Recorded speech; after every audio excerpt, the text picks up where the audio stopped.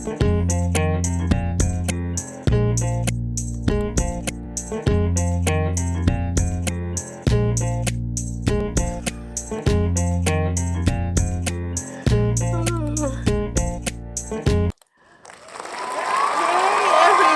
Hello, hello, and hello. Welcome to Live with Cheryl. I'm your host, Cheryl Mebane, and this is Public Health Ninja number one, Dr. Felicia Mebane. On this show, we talk about health, we talk about all kinds of creative things. I am an actor, writer, musician. I am somebody who does research, has a background in all kinds of things, and I like to talk about them and see if I can help folks get inspired and we can help each other have enough energy to do all kinds of things. So, welcome, welcome. We have a lot going on in our lives, don't we, Dr. Felicia? Absolutely. Whether it's the big picture or I just got back from Washington, D.C., and boy, am I tired. Right, exactly. So, you're out there being inspired. You want to talk a little bit about the conference? Is that okay? Because I love to Sure. share inspiring things. Usually, conferences are like go, go, go, inspired, learning, meeting people, say, oh, I'm reinvigorated. Is that what it was for you?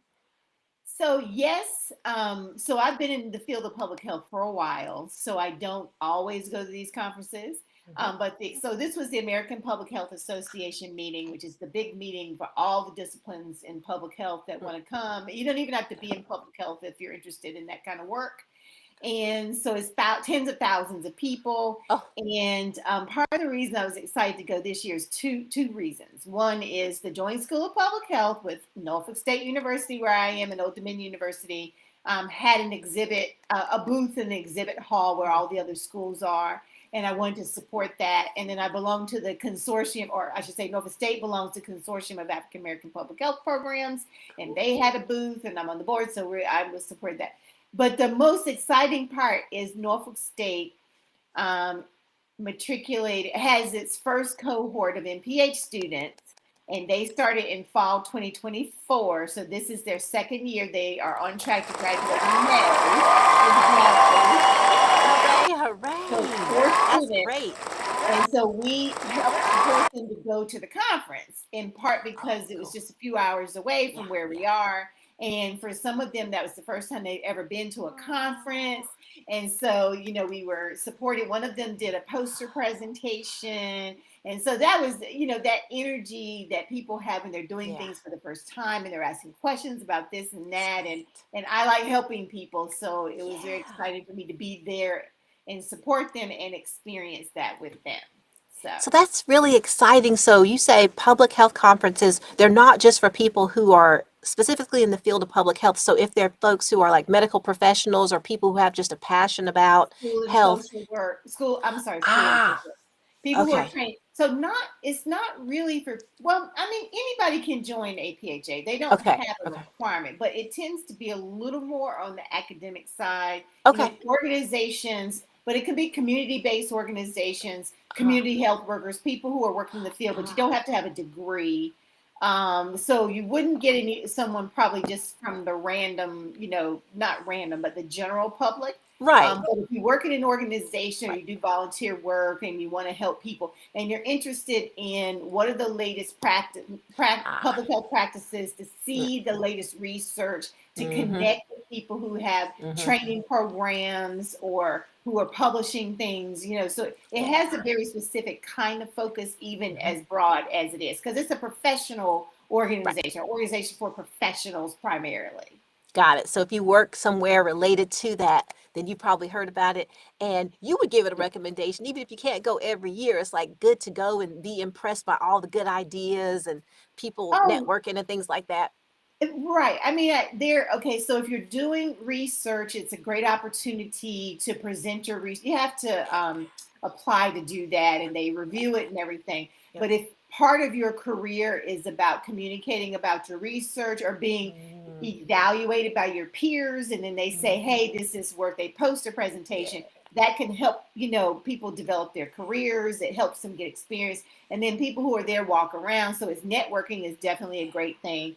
And so if you're if you're sort of in the market to meet people, network, um, they have sessions for people who are new to APHA, for students, and so there's a lot of career development work that goes on as well for people who are new in their careers, or maybe they want to shift gears. Maybe they work for the federal government and now they're trying to find other opportunities. Right. And so you're bringing, it's not that you can't make the connections, but it's more efficient because there are a lot of people Yeah. there all at the same time.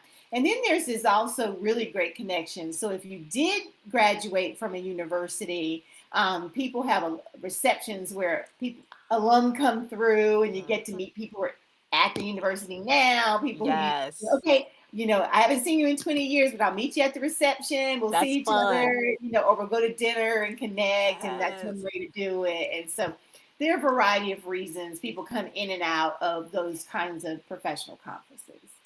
Love it. I love it. It makes me think about past doing things like that at like chemistry conferences. Even though Mhm. I've pivoted to other things, sometimes it has been a lot of fun to just reconnect to folks. Okay, the Berkeley folks are over here having a little moment, getting the gathering. Mhm. So good times. And also, like you say, networking can be something that, people can benefit from. And it's great to do it in a space where maybe you get inspired, you're learning other stuff. Sometimes some of us don't like to network if we feel like, okay, I'm just here to try to get a position and I don't want to be imposing. But Yeah, yeah, right. it feels like it could be stiff, but if you're there chopping it up with folks, there's ideas. Oh, I was watching this, I was inspired. It feels like, okay, you get loose because you're talking a little bit about something that's not just, okay, I need this, or, Mhm. Yeah. And my you never colleagues know. need that.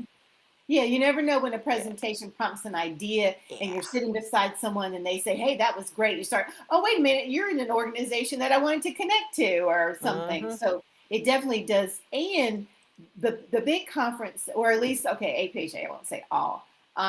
They're usually in these big convention centers, and they have these big exhibit halls. And what they've done is they have these creative spaces in Mm. between the booths, and so they invite exhibitors and other people to give like a 5 minute, it's like a stage in the middle of the Oh, of the hall, yeah. and their chairs. And so every 15 minutes or on the whatever, half hour, whatever, Yeah. somebody's there to give a talk right in the middle. It's not a Oh. panel, it's not whatever, you're sharing information. Or like last year, somebody did one of those. They had a platform where you could do the Yes. 360 Oh, yeah, I do. I know what you're talking about. It's the video, the camera goes around. yes, and it Yeah. goes around. And so, in other words, you can see some interesting tech, or they have a podcast that might be Oh, yeah. broadcast. So they sort of chop it up a bit by giving people different types of experiences as I love well. it. So that's always, and like you said, it kind of opens up your mind because you're not Yeah. in your routine. Mm-hmm. And even if you're not talking to other people, I find usually loosens up my brain. Like Yeah. something that I've been trying to be creative about Yeah. and I've been Yeah. stuck on, or something that I didn't even know will just sort of pop out because my routine is different. I'm seeing different people. I'm Yeah. eating different foods. I'm walking Yeah. around, and all of Exactly. that can be refreshing and energizing and help you to be more creative.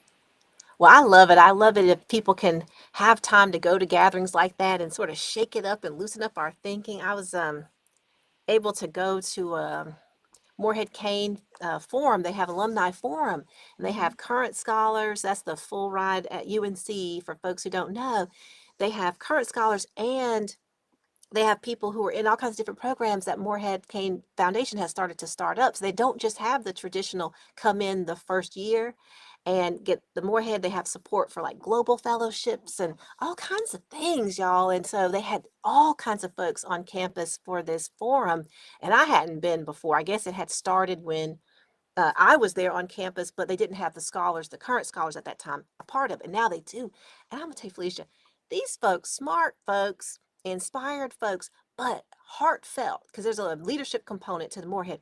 And folks were just talking about so many ways that in fraught times, they're just doing things on the ground or doing things at the high levels, everything in between. And they had these 7-minute talks. Boom, boom, boom, boom. And then they also had little breakout things where you go to certain sessions and such. So that variety, and then also just kikiing with folk where you're just like, oh, you work with my so and so, and you're connected to my other, da, da, da," and you just see the 6 degrees of separation of people who do things for others. It's just like, yeah.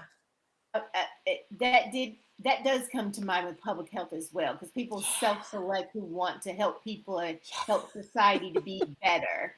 And so people are just so friendly. Everybody's free. You can just talk So to random friendly. people, no problem at all, you know. So that definitely is a situation where if you go to something that represents a field or perspective, and then people Yeah. naturally connect Of more naturally than it would be with just a random group of people. Yeah, it just felt like such a connection. It feels good in the world to feel like you have connections. And sometimes I do a lot online, like I'm doing right now. Hey, everybody online. Thanks for being here. I appreciate y'all. But sometimes we need a little in real life, a little in person sometimes. And I just forget that was so important for me. Being in a room, I was watching people, and I tend to not hide my responses. So I'm watching, and I have to be up close. My eyesight is not super great. So I have to sort of be up close. So sometimes people can see me. And so several of the speakers were like, "Oh, thank you so much for being so supportive." And I'm like, "Oh, of course. Like, y'all are killing it up there, you know?" But it felt because they could see me, I could see them. And we were in a room. Like, they're literally sort of nervous, looking around, like, "Oh, okay, well, she's in it." So, and I'm like, "Yeah, I'm in it. Yeah, absolutely." And that's different than I guess you could have your camera on, though, if you're having one of those Zoom meetings. Y'all know how people love it when we have the cameras on so they can see our faces. But sometimes I'm like, my hair is not quite right and I don't have like everything together. It's a Zoom meeting. I'll just mute myself, turn the camera off. Anyway, connection can be really good sometimes. So that's what it felt like for me. And I was really encouraged to reconnect to community because I got a lot out of being supported by that foundation, but also in the times I've had a chance to give back, I've really appreciated doing that. So I'm gonna, as I told them, I'm gonna answer their calls if they call some more for any kind of support. I'm gonna be like, we'll figure out how I can do it. Um, so let's see, we about halfway through just talking about connection. This feels so connected. I love it. But I guess I'll run through some of the other stuff I've been up to. We usually do updates as I create. So we already sort of got me thinking about the keynote stuff. I'm still looking for my keynote relaunch gig, but I was so inspired listening to people essentially do this kind of thing. And some of the speakers, they brought in creative things. They brought in juggling. They brought in singing. And so it's a lot like the kind of thing that I'll be doing with keynote concerts where you bring in your inspiring message, but you also have something that breaks people open differently with something entertaining. And so I saw some of that and I was like, oh, it's so good. This stuff is so good. Isn't it great when people tap all kinds of skills that we have and inform people and inspire? So that was something that I was just like, oh, it's so great to see other folk doing the kind of thing that you want to do and you just feel so validated like yes this is effective, y'all are moving me, I want to move other people. um as far as inspired by and why, I definitely want to get back to doing some of that, but I have been kept so busy with clients in all other parts of my business. So I will be, yeah, I'm so excited. I want to talk about that, but I'm just like, I will be getting back to that. I have been watching different things, but in like small bursts. So I want to make sure I can watch enough of something to talk about it in an episode. So I will get there eventually and then I will share.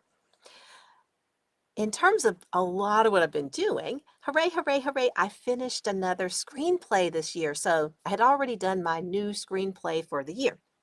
And it was sort of an experimental kind of thing. And I finished it up months and months ago. Then I was like looking at different pitching opportunities because I think I've talked about different online outlets that help people who haven't been produced before get connected with producers, with other collaborators if you want to co-write, and just opportunities out there to get yourself made. And so I've been going to like ISA and Inktip and just other services. And also I enter my things into contests that are reputable, trying to get myself somewhere. So I've been doing that and I saw something, I was like, oh, that reminds me of something I sort of started and then pivoted to the other thing that I actually finished earlier this year. And then I was like, oh, one of these requests made me think, let me go back to this. So it's like a political thriller. And there's just so much in the world right now that is either thrilling or exasperating, depending on how you want to think about it. I think it's exasperating. But I'm trying to make a thriller out of things that are sort of related to today. You want to speak on this, Dr. Felicia? Well, I was going to say there are a few words that I love, like awesome or incredible, or like incredible thriller. I mean, those can go in both directions. Something can be incredible and be negative, and it can be incredible and be positive. So it can be a thriller and be go either direction. So there you go. So Yeah, I think it's everybody thrilling. would say it's thrilling, that because a lot of just incredible things are happening, whether you think they're positive or negative. I'm just Which saying. I guess some stuff is going on for everyone to enjoy. I personally am super, super left wing and rooting always for progressive folk and wanting people to all be feeling like we all have a place at the table. So anytime I see people getting leadership opportunities who can open doors to folk, I'm cheering that on. So I guess I was online seeing people feel like some recent political wins. They're like, I live in New York now. Yeah, I feel like I'm cheering. So I was like, yeah, sometimes it does feel that way. You just want to celebrate wherever you can. But let me just say, I hope folk or find a community where you can, as long as you're trying to do something good. That's what I'm hoping. As long as you have something to celebrate that is positive in some kind of way, I can get behind that. So, oh, let's see. So yeah, I've been um, making some time for the writing and the pitching, but also I've started to do AI model training around writing. And this has been putting me through the paces. I have a project where I know. So, I've been doing it around acting and I've been doing the AI model training around my STEM background. Okay, but this is now around writing. And so it's creative writing, y'all. People are trying to get artists to help see if AI can tap into some of that creativity around poetry. It's hard. It's challenging.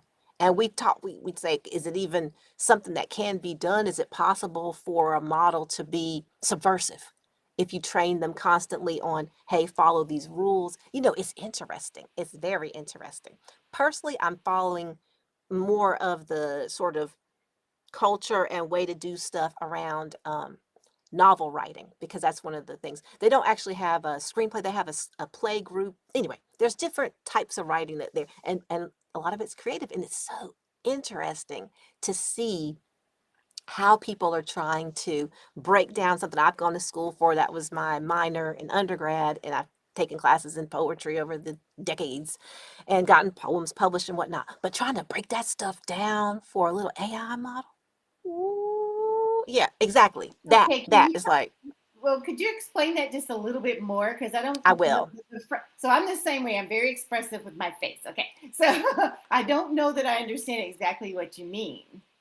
Yes. So when we're talking about these projects, the only thing that I can't do is explain anything that's like who's the specific client. So I can talk in general terms. But in general, for all these different things that I'm training AI models, I'm an expert in some field. And so then when you get an output or you give a prompt to and then you get an output from AI, you then give it feedback on what it's doing.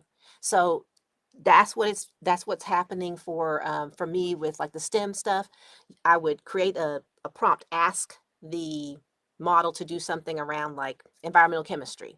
And then it would fail in that in some kind of way. And then I'd be like, okay, here's where you went wrong. Or for acting, I might get something that I'm going to voice. And then the AI models would try to understand, what's the emotion that she was trying to convey, or what is this like? Because I'm not doing voice cloning personally. I don't do that kind of work. I don't want my voice cloned, but I'm doing other stuff that's a little bit more like trained in on emotional complexity for AI models, but not replicating my actual voice. So then if you go over to the writing, there's all kinds of different ways to do it, but for this, it's creative writing. And essentially, you're just like looking at these outputs and saying, how did they succeed or fail, and really breaking it down like you would a student. You're like tutoring. You're breaking down what they did, saying, okay, we used to do this in the UNC creative writing program. We would read each other's works and give explanations. What do we like? What do we not like? So, and I can't get into more details about the specifics of how they train, but in essence, that's a very general thing. This is just in general how there's reinforced learning through human feedback, RLHF, and that's what experts do. Reinforcement or reinforced learning through human feedback. Reinforcement or reinforced, either one of RL. those. Yes, yes, got it. Okay. Okay. Yeah. So what it's not a random thing. There's some kind of prompt or something somewhere. And Yeah. then okay, that's Yeah. what I wasn't quite understanding. It's like Exactly. you like to like write a poem and then you give it feedback. I mean, Right. So basically.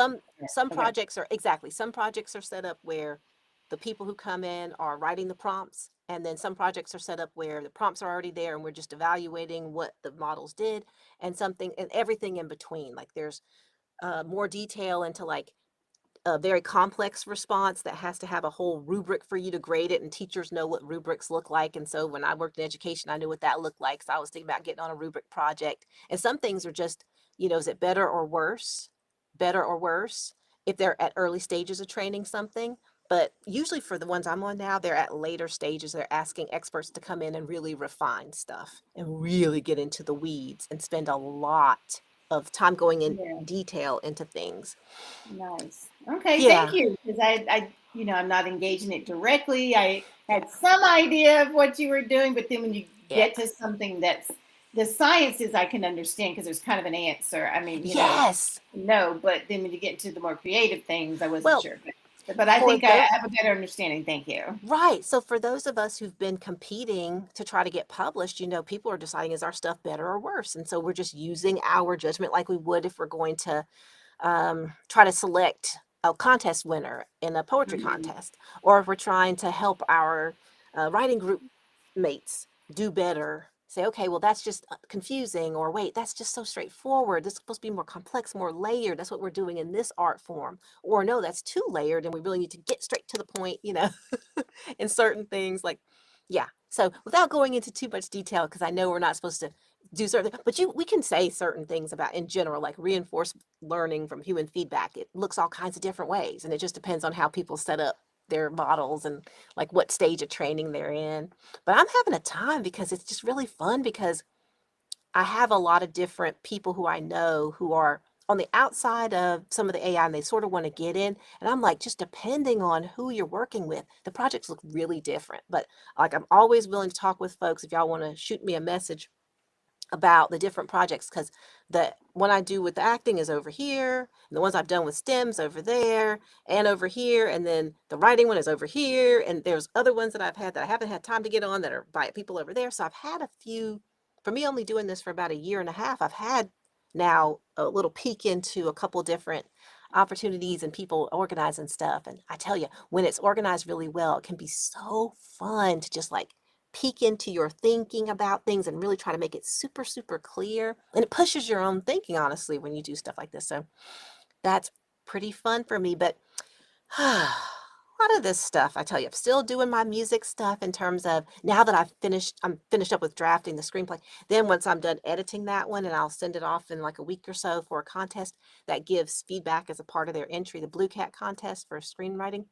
Then I'll switch over to songwriting. So I'm not at that place in the year yet, but I'm still doing my little singing and warming up and keeping my instrument ready. But I'm sitting a lot, you all. I think a lot of us are. So when we're trying to work these white collar jobs, working in AI or not, you're working at a computer, maybe It's sitting a whole lot. Yeah, it's interesting you say that because I just ordered one of those ergonomic kneeling chairs. You know what Yes, I'm yes, saying? yes, To shift yes. my weight. I literally just placed an order. That's going to feed right into what we're going to talk about for our health Yeah. trivia. This is our last component of Live with Cheryl for today, because I'm gonna tell you, we all do a lot of things. One of my family members said, "Do you even know how many things you're doing right now?" And I was like, "Oh, I hadn't really." Yep, thank you, dear one. Thank you, because sometimes we're doing so much. And one of the things is how much I am sitting to get those things done. So here is the health trivia for today. And as usual, I will put the resource up so y'all can see it. And here we go. The health trivia for today. What is the healthiest approach? If we are sitting here trying to do our work in an online environment, we're at the computer. Is it healthiest for us to do the following? Sitting, because you can then maybe have your desk set up just right, support your arms and stuff like that. Or maybe is it best to be standing? And again, as long as you can be able to do your thing and have some support here, there, the other place, here, there, the other place, standing might be the thing, y'all, or a variety. Asking. What do y'all think? Let me put some music up and have y'all think about all of this. I'm going to play a little Live with Cheryl music, because that theme song, we just don't play that enough. So think it through and let me know what you think.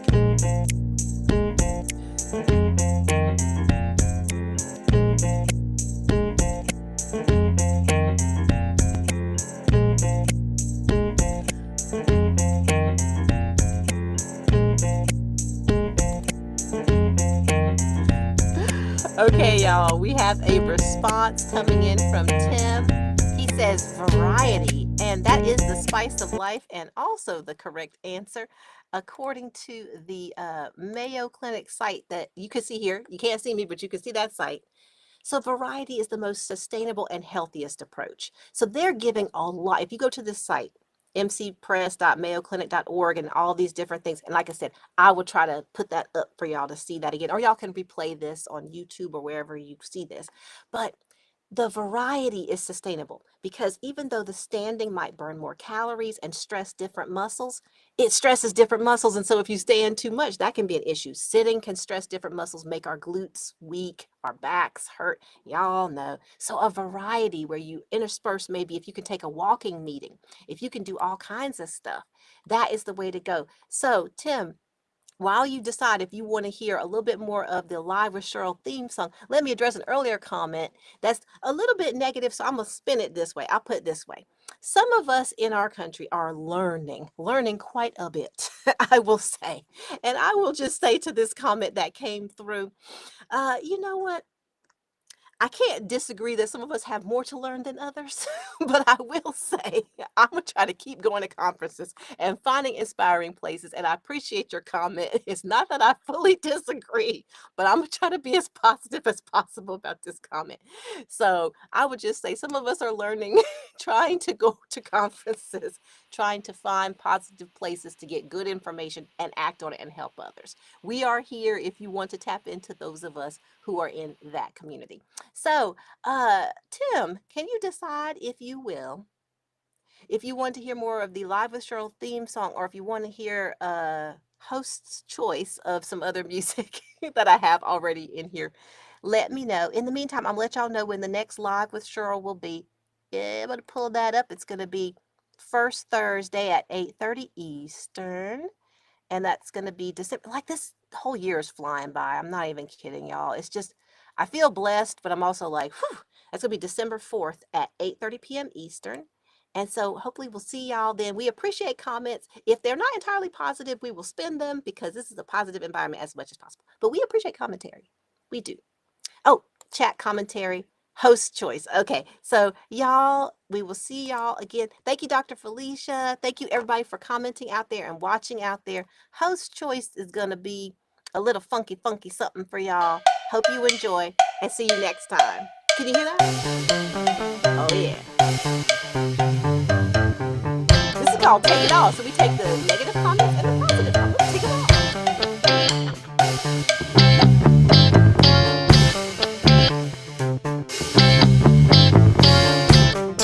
You ever have one of those moments, right there, one of those moments when you realize something, hey now,